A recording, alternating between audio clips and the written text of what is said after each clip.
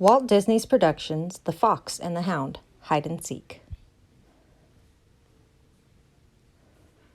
Todd was a lively young fox who lived on a farm. His friend Copper was a long-eared, big-footed hound pup who lived down the road. Todd and Copper did everything together. They swam in the pond. They chased chickens out of the barn. They helped Boomer, the woodpecker, and Dinky the sparrow hunt caterpillars. Sometimes they just sat under the oak tree and talked with Big Mama the owl. Every day, as Todd watched Copper go home, he felt sad, empty feeling inside. "Honey," said Big Mama, "that empty feeling is called being lonely." One afternoon, when Copper came to play, Todd was tired of chasing chickens and looking for caterpillars and staying around the farm. "Let's go exploring in the forest," he said eagerly. "That sounds like fun," Copper said. "I'll race you to the meadow." "You two ought to wait till tomorrow morning," Big Mama called after them. "It gets dark in the forest and you might get lost." "Don't worry," Todd said. "We'll be careful." And off they ran. It was cool in the dim forest, and the trees were close together, and their leafy branches shut out all the sky. The only sounds they could hear were the chirping of the birds and the rustling of small animals in the underbush. "What a good place for hide and seek," cried Todd. "Want to play, Copper? I'll hide, and you can come look for me." "Okay," said Copper. I'll find you too."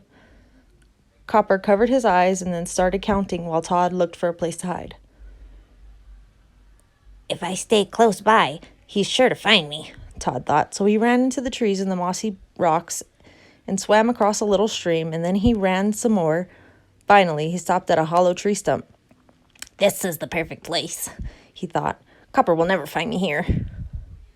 He crawled into the stump and curled up. It was cozy and warm, and Todd was tired from all the running he'd done. Before he knew it, he was fast asleep. Meanwhile, Copper had finished counting and was looking for Todd.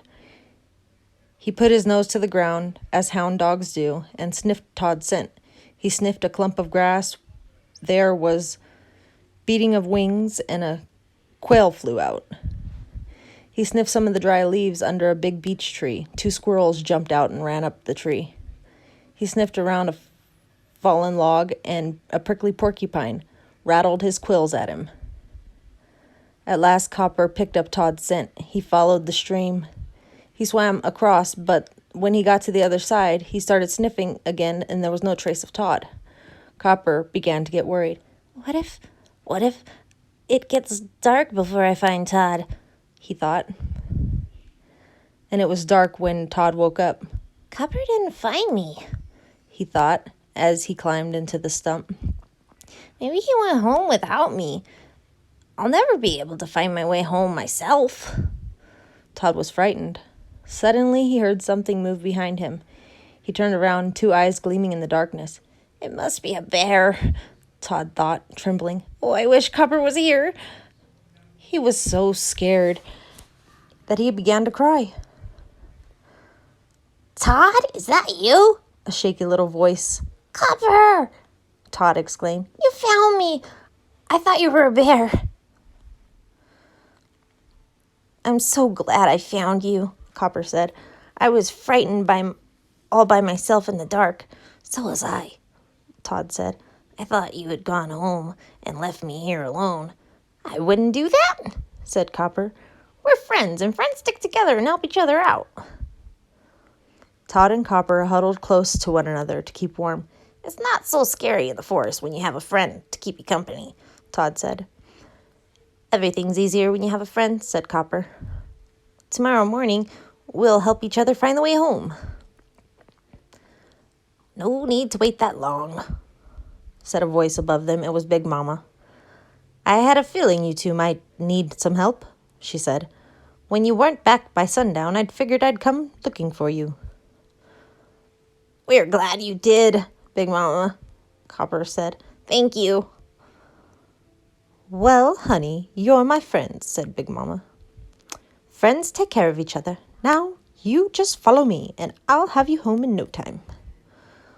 When they were out of the forest and across the meadow, Todd and Copper stopped to say goodbye. Copper, we'll always be friends, Todd asked. Forever and ever, said Copper. Maybe even longer than that. The little hound started down the road to his home. This time Todd didn't feel a bit lonely as he watched Copper go. He knew that no matter how often Copper left, he'd always come back. After all, he was a friend, and that's what friends do.